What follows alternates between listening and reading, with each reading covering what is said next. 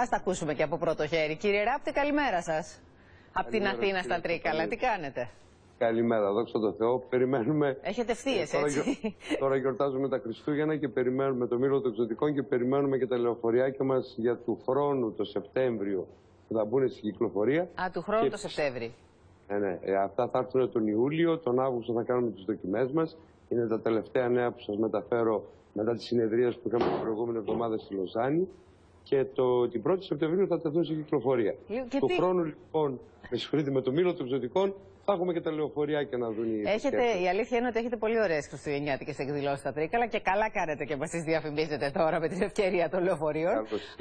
Από εδώ μιλούμε αυτή τη στιγμή, γιατί εδώ είναι το στρατηγείο.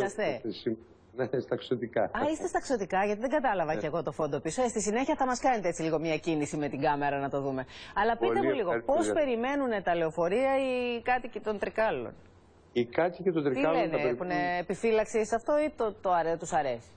Με ενθουσιασμό και προβληματισμό, θα έλεγα. Όντως, λοιπόν, είναι ο πρώτος πιλότος που θα γίνει παγκόσμια, και αυτό τιμά την πατρίδα μας, θα γίνει παγκόσμια να κυκλοφορήσουν αυτά τα οχήματα σε αστικό περιβάλλον, όχι σε πεζοδρόμους που βλέπουμε στα πλάνα μας, που γίνανε οι προηγούμενοι πιλότοι. Στα Τρίκαλα, με απόφαση του Δημοτικού Συμβουλίου και θάρρος από τη Δημοτική Αρχή, τολμούμε να τα βγάλουμε σε κανονικές συνθήκες κυκλοφορίας. Μάλιστα. Άρα, λοιπόν, θα υπάρχει μια διαδρομή γύρω στα 3,7 χιλιόμετρα, δηλαδή τόσο λέμε μπορεί να φτάσει και 4. 6 λεωφοριάκια θα μπορούν να... Ναι. 6 λεωφοριάκια θα μεταφέρουν από το Σεπτέμβριο που έρχεται, λοιπόν, να εξυπηρετούν. Πόσους επιβάτες υπολογίζετε?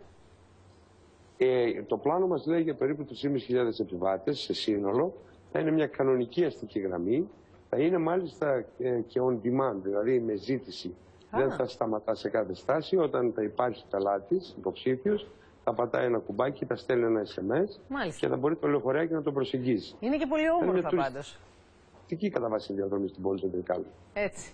Είναι και όμορφη η πόλη, σας ταιριάζουν τέλεια. Μια χαρά. Θα τα ξαναπούμε λοιπόν από κοντά το Σεπτέμβριο που θα τα κυκλοφορήσετε στους δρόμους.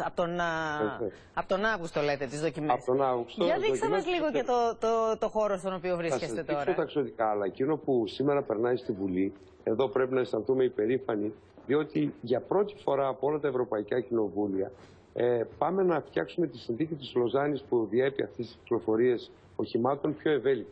Και οι Έλληνες τολμήσανε και βγάλανε εφήβραμε, θα έλεγα, ότι ναι, μπορούν να κινηθούν αυτοματοποιημένα οχήματα, αρκεί ένας επαγγελματίας οδηγός να είναι στο κέντρο ελέγχου. Αυτό το Υπουργείο Μεταφορών, ο κ. Παπαδόπουλος, ο Υφυπουργός, και το επιτελείο του, παίρνουμε και άλλη μια παγκόσμια πρωτιά. Λοιπόν, σαν χώρα, η πατρίδα μας θα τολμά και αυτό το νομοθετεί. Να έχουμε και μια καλή παγκόσμια πρωτιά, κύριε Ράπτη. Γιατί μέχρι σήμερα, όπου έχουμε τη σημαία του πρώτου, είναι με αρνητικά πρόσημα. Λοιπόν, θα μας δείξετε λίγο από το χριστουγεννιάτικο διάχοσμο εκεί. Κυρία Τσαπανίδου, μας ζητά να δείξουμε εικόνες από τα εξωτικά. Θέλετε να πάρουμε τώρα τον υπολογιστή και να γυρίσουμε να πάμε? Αν μπορείτε, ναι, δεν πειράζει. Ας κουνηθεί λίγο η εικόνα, δεν μας πειράζει. Να δούμε λίγο εξωτικά εκεί, να νιώσουμε ότι είναι και Χριστούγεννα. Αυτή τη στιγμή έχουμε σχολεία. Έχετε σχολεία, έχετε κόσμο, πολύ. Έχουμε κόσμο. Το Σαββατοκύριακο είχαμε την Κυριακή 70.000 άτομα. Την Πέμπτη είχαμε 50.000 άτομα. Την Παρασκευή, με συγχωρείτε, και το Σάββατο. Είναι πολύ μεγάλη η επισκεψιμότητα. Αυτό το όμορφο κτίριο τι είναι, μέσα στο οποίο βρίσκεστε? Εδώ είναι ο πρώτος όροφος, δεν ξέρω αν παίρνετε εικόνες από τα παιδιά. Ναι, τώρα αρχίζουμε και βλέπουμε τρενάκια κάτω, βλέπουμε. Το καρουζέλ. Ας έλθει ο συνάδελφος εδώ μαζί μου στο άλλο το παράθυρο να πάρουμε και εικόνες από την έκταση του πάρκου. Μάλιστα. Δεν ξέρω αν ο ήλιος σας ενοχλεί, αλλά το πάρκο μας είναι μεγάλο, είναι όμορφο, σήμερα η μέρα μας είναι λαμπερή και σας περιμένουμε. Είστε εξαιρετικοί, σας ευχαριστούμε πολύ, κύριε Ράπτη. Ευχαριστούμε εσάς. Και ρεπόρτερ, δεν το συζητάω. Να είστε καλά.